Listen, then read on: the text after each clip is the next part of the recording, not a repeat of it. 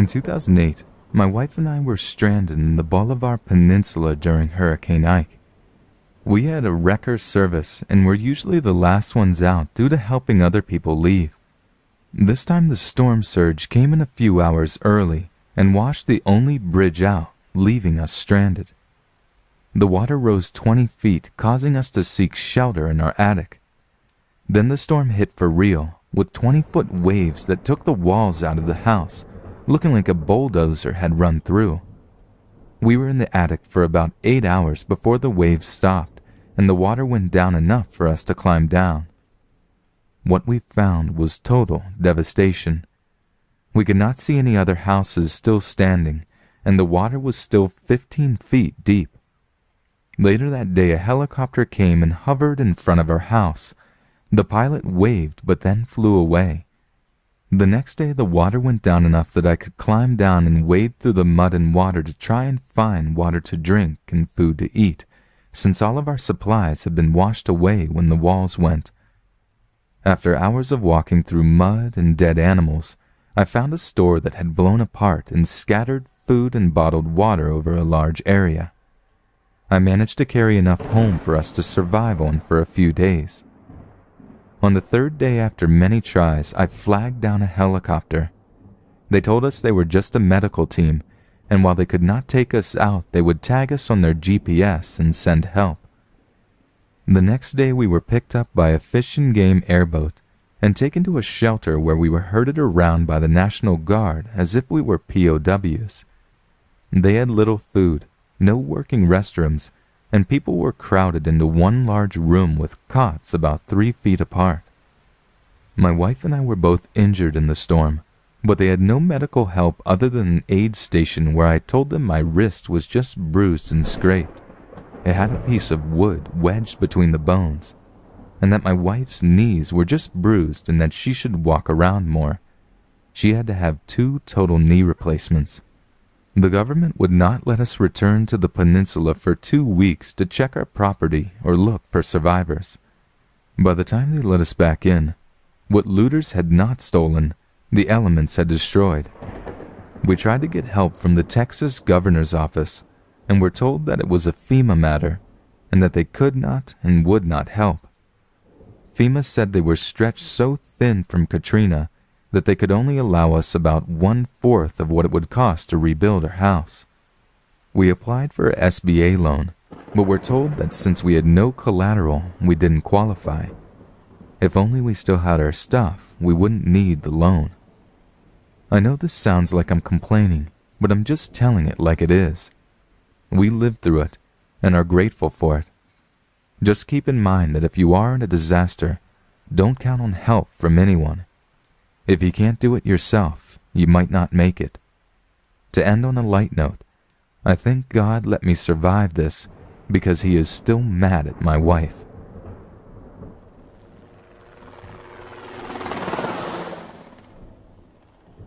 Hurricane Iniki, which struck the island of Kauai in September 11, 1992, was the third most damaging hurricane in U.S. history and provides some valuable insights into how people react when an entire self-contained community loses most of their creature comforts.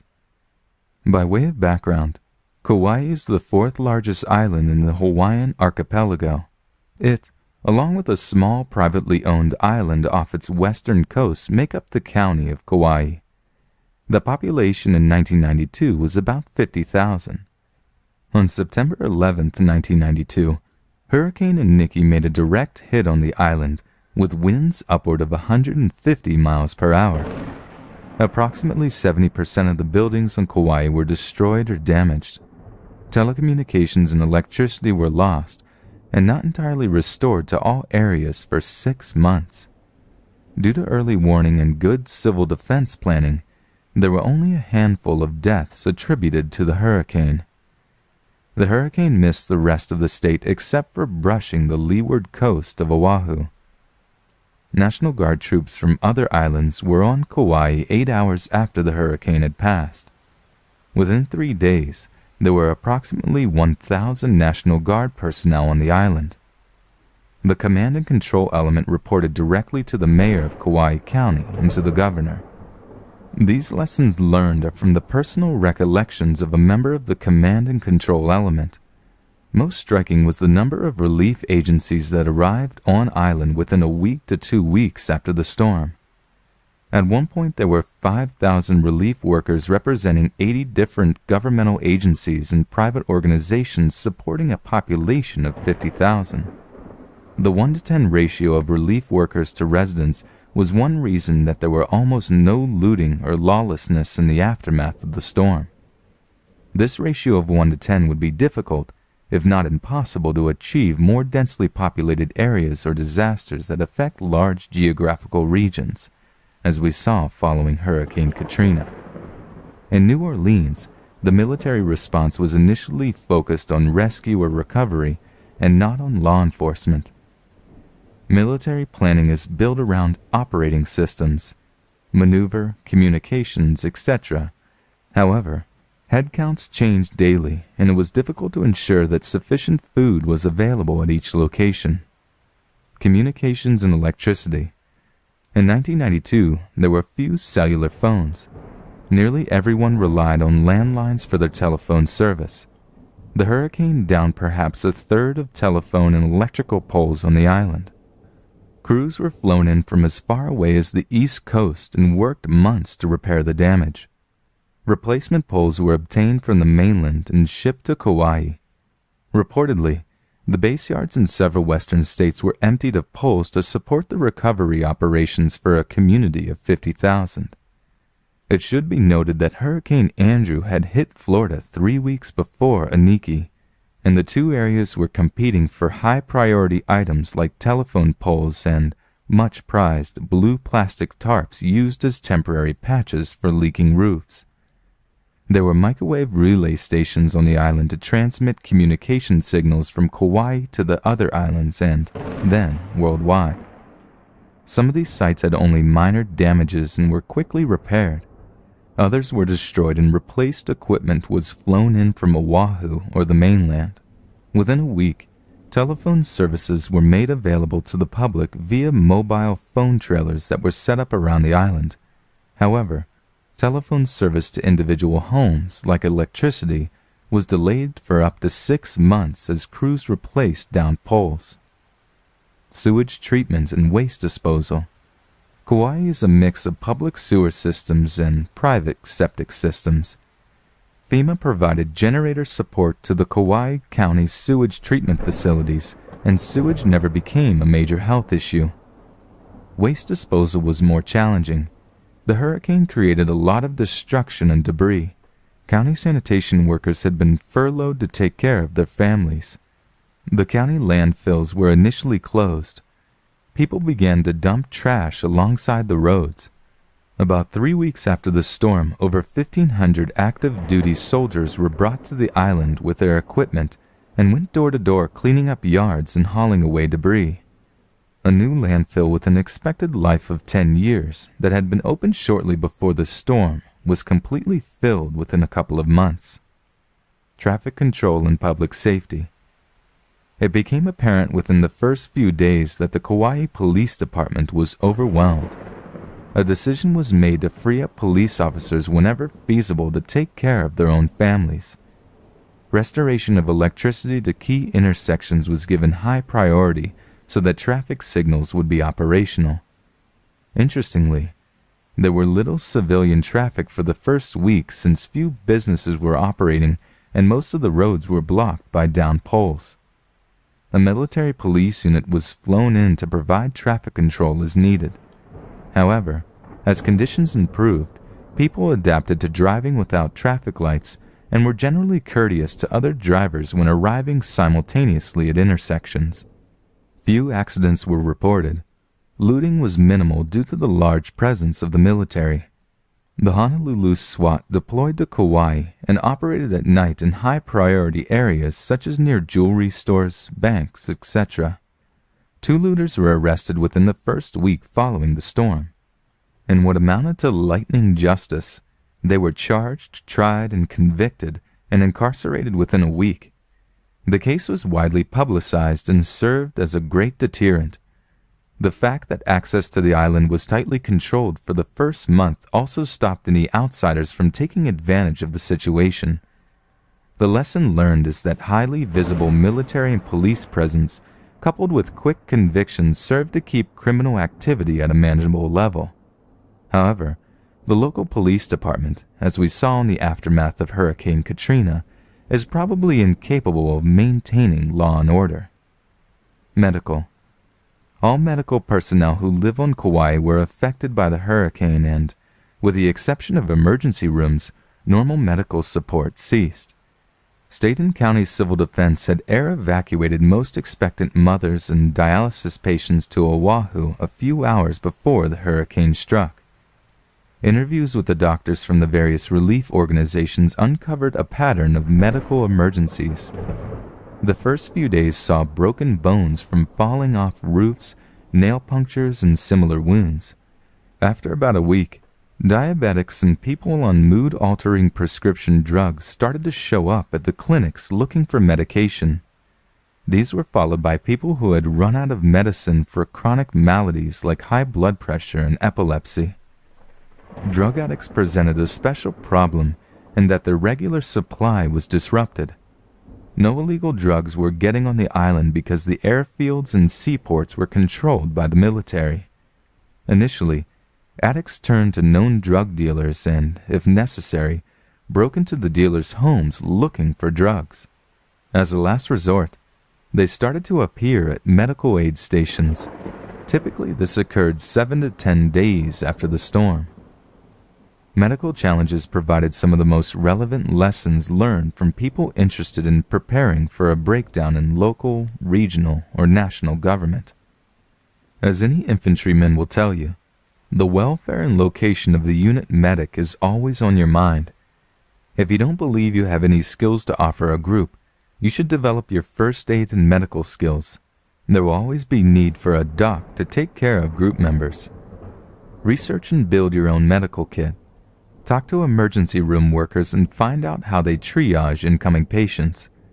Research and memorize the checklists that first responders use as they assess patient needs and prioritize casualties.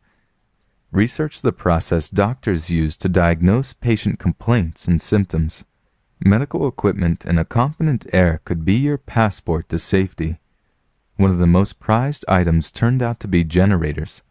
Without the immediate influx of generators from FEMA and the military, life of Kauai after the hurricane would have been much tougher. Generators pumped water, cleaned sewage, provided electricity to medical facilities, and refrigerated perishable food that had been barged and flown to the island. In many instances, relatives of Kauai residents living on the other islands or mainland bought generators to have them shipped to the Kauai. Military and civilian generators arriving at the port of Kauai were occasionally stolen by enterprising homeowners who simply backed their trucks up and drove off with a generator that had been offloaded and staged for pickup by the legal owner. Apparently, some local residents felt that it was worth the risk to provide refrigeration and lights to their families. The willingness to risk jail to obtain a generator can likely be traced to the desire to eat fresh food. MREs quickly lost their savor, especially for children. Kauai residents would tell you that the most stressful time came immediately after the hurricane, when all communication was lost and people were restricted to their immediate neighbors by the downed poles and trees. They simply didn't know if they were going to get any help, because they didn't know whether the other islands had been hit by the storm. A communication plan that is well thought out ahead of time would be a great psychological boost following a catastrophe. In addition to good electronics, something as simple as a bulletin board that is updated every few hours would help the cohesiveness and bonding of the group. Finally, I need to say something about the way people reacted and adjusted to the following storm. In 1992, people in their 70s and 80s had lived through the Great Depression and World War II. They proved to be tougher than one would expect. They usually had a better attitude and often adapted to better living without television, electrical light, and refrigeration than many younger people.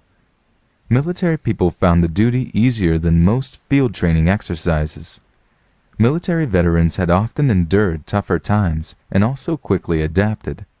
In general, the more outdoor-oriented people were, the easier their transition and recovery. Some folks could not cope with the drastic changes in their routine and committed suicide. Others left the island, never to return.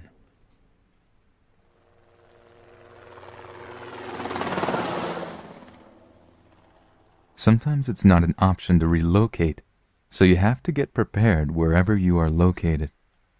I'm located on the Gulf Coast 60 short miles from New Orleans, Louisiana.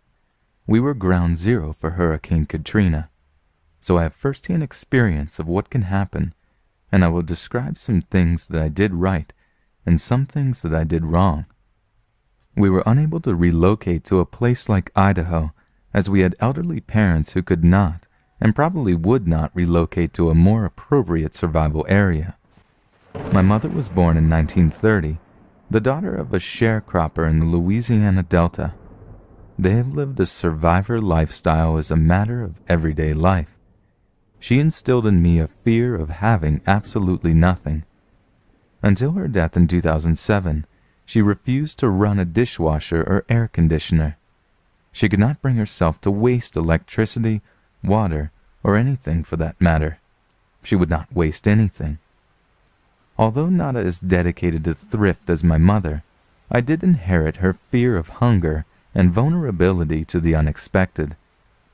She died in fear of Depression-era conditions returning. When she died, I lost a valuable source of survival information. Because of my mother's influence, the day after Hurricane Katrina, we were 1 out of 75,000 or so who had lights and running water 36 hours after the storm. The following is what most people did wrong. A lot of people had generators. The problem was that they only had a couple of cans of gas, so they were all without power in less than 24 hours. All of the gas stations were disabled. No gas means no power. Nobody had enough food. They recommended 3 days. It took almost 3 days just to get the roads clear. No guns. I had friends who did not believe in guns that ended up borrowing some weapons. No dogs. Without dogs, you have no warning of intruders. Alarm systems don't work after the batteries are dead. The following is what I did right. I had a natural gas generator installed. I was up and running less than 36 hours of the storm. It was almost a mistake to select natural gas as a fuel source. Upturned trees broke gas lines all over the region. It was only blind luck that left me with gas pressure. A propane system would have been better. I had drilled a water well. I was able to provide water pressure to my house. City water was out for weeks. I tied the system back to the house by a simple water hose going from a faucet on my pump to one on the house. I had lights and water. Here is what I did wrong. I evacuated the elderly mothers and dog to an area 100+ miles north. Electricity was out over the entire state. My motorhome generator powered my sister's house where I left our parents and dog. I left the dogs at my bug-out location before I returned to the disaster area. Mistake number 1. I sent my dogs elsewhere. The other thing I was unprepared for were refugees. I call them refugees because they would have gone hungry without the food in my pantry and freezers. I was totally unprepared for the 16 families looking to me for food and direction. I did not have enough food. I fed a lot of people. In a real end-of-life as we know it scenario, I would have been forced to choose who I would have to turn away. It's one thing to take care of people when you know help is on the way, quite another when there is no help in sight. I loaned my old shotguns to all the people who did not believe in the private ownership of guns. When gangs of illegal aliens and welfare recipients were roaming the streets, the folks who did not believe in guns didn't hesitate to request assistance. I didn't have a fuel source independent of the grid. The following are changes that I have made. I now have a Bluebird bus motorhome. It has a huge fuel tank that I can use to run the house if the natural gas generator quits. Its diesel generator can put out 12 kilowatts for a long time. I have a much larger store of food. I have a photovoltaically powered water supply.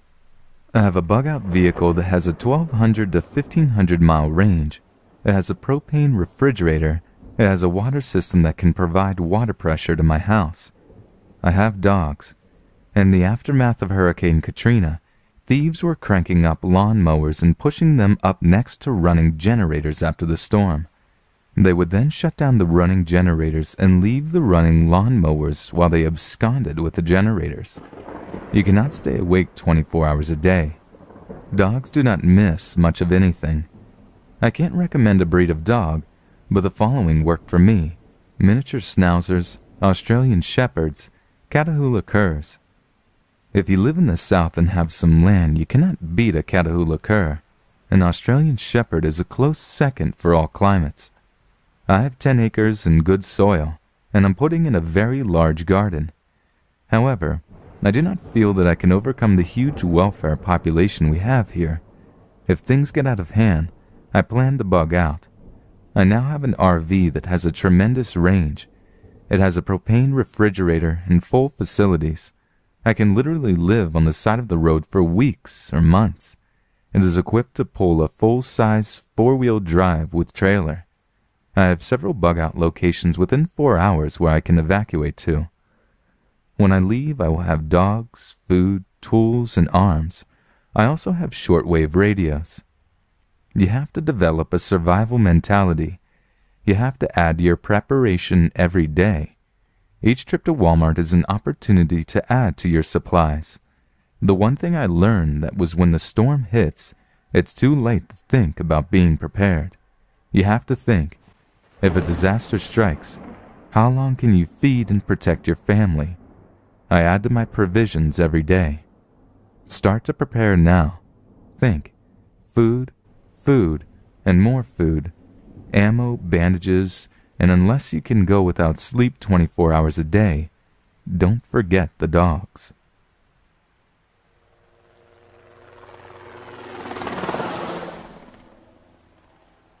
My boyfriend and I moved to a city near Pensacola, Florida in 2001 from Ohio. Being from Ohio, we knew nothing about hurricanes. When Hurricane Ivan hit in 2004, we were completely unprepared. I thought, it's a storm, what's the big deal? Ivan was one of the worst hurricanes to hit the U.S. I looked around our neighborhood to see if other people were doing anything in preparation and didn't notice anything, so I figured, well, they've done this before. They know what they're doing. However, when I returned home from work that night, the entire town was boarded up. We lived in a tiny little single-story house with no preparations. We just had to ride it out. I spent the night in the closet, convinced the roof was going to fly off the house at any moment. The pressure was so low that I had the worst headache of my entire life. We managed to survive the room with no damage to the house except torn off shingles. 2 of our immediate neighbors had enormous oak trees fall on their homes. We didn't even hear them fall because the wind was so loud. That's all we heard throughout the night. I had a big trampoline in the backyard. It was gone. Part of it was on the neighbor's roof. Other parts were strewn over a fence. Power was out. There was no TV or radio when we woke up because so many towers had gone down. Even though we had a battery-operated TV, we couldn't get any information on what was going on. All we had were our cell phones. My mom called from Oklahoma to tell us what the damage was like. She was able to see it on the news, but we weren't. We learned that the I-10 bridge to Pensacola was gone. This was a huge interstate highway bridge that went across Pensacola Bay. Huge sections of it were gone, and half of the trailer of a semi-truck was at the edge of the last section connected to land. The cab and driver were somewhere in the water below. We decided to go investigate, which was a terrible idea. The roads were completely impassable. Huge trees, limbs, power poles, and power lines were blocking every single road. You often had to go off-road to get around things. I drove right into a hanging power line that smacked into the windshield. I didn't even see it. Driving down the road sounded like a train driving down the tracks. Thump, thump every 10 feet as you ran over another power line. There were areas where the police blocked the roads and wouldn't let you go through. You'd have to try to find an alternate route. Getting back home was almost impossible. We were one of the lucky ones, only without power for 7 days. We were also fortunate enough to have a gas stove and hot water heater, so we could cook and take warm showers when many couldn't. However, we had no supplies. We didn't own a cooler, we didn't have any food stocked, no cash, no gas, nothing. For the first couple of days you couldn't buy anything anywhere. Everything was closed. Eventually the Dollar General opened in the dark and was operating with a calculator. However, you'd need cash, and if you had none, there was no way to get any since ATMs don't work without power. Within a few days the FEMA trucks arrived and you could get in line, pop your trunk open and drive through. The National Guard would drop 1 box of MREs, 1 gallon of water, and 1 bag of ice in your truck as you drove through. In some areas, you could wait in line for hours. However, I had no use for the ice since I didn't own a cooler, and one couldn't be purchased anywhere within 100 miles. Same goes for batteries, bread, gas siphons, generators, power inverters, flashlights, etc. It was extremely hot in the 90s while all of this was going on. A lot of people were setting up tents in their backyards to sleep because it was too hot in their house. Contractors from all over the country began flooding the area since everyone needed new roofs. There was nowhere for these people to stay, with so many displaced from the hurricane, so they were setting up tents on the side of the road and in parks. It was total chaos in stores. If they received a shipment of bread, it would be gone within seconds. People were literally snatching it out of someone else's arms. Gas became a huge problem. Very few gas stations had a generator to pump the gas out. There were lines up to 8 hours long for gas at those stations. There were sheriffs at each, with shotguns in hand to prevent line jumping. You'd be lucky if there was gas left when you got to the pump. At most intersections there were National Guard in uniform with guns. Traffic lights had all fallen down and were all over the roadway. There was a curfew every night that had to be obeyed, unless you had a note from your job and worked hours beyond curfew. It was illegal to put a boat in the water since people on the barrier islands were not able to get back to their houses due to the bridges being out, and it would have been a free-for-all to anyone who could get there. So sheriffs were sitting at the boat ramps, not allowing anyone in. Many of the houses on the barrier islands were gone altogether, leaving nothing but slabs of concrete behind. Houses along the bay had storm surge blown through the whole first floor, leaving nothing but wall studs. The contents of their house would be on the other side of the street, strewn throughout the wooded areas. Boats were everywhere, in the middle of the fields, in the middle of a wooded area, in the middle of highways and streets, everywhere. My university shut down for a month with over $3 million in damage. The building where I worked was destroyed. I left Pensacola about a year later. It was still in a state of disrepair when I left. Although it wasn't a fun experience, I'm glad I went through it. I learned a lot of valuable lessons about prepping and human nature.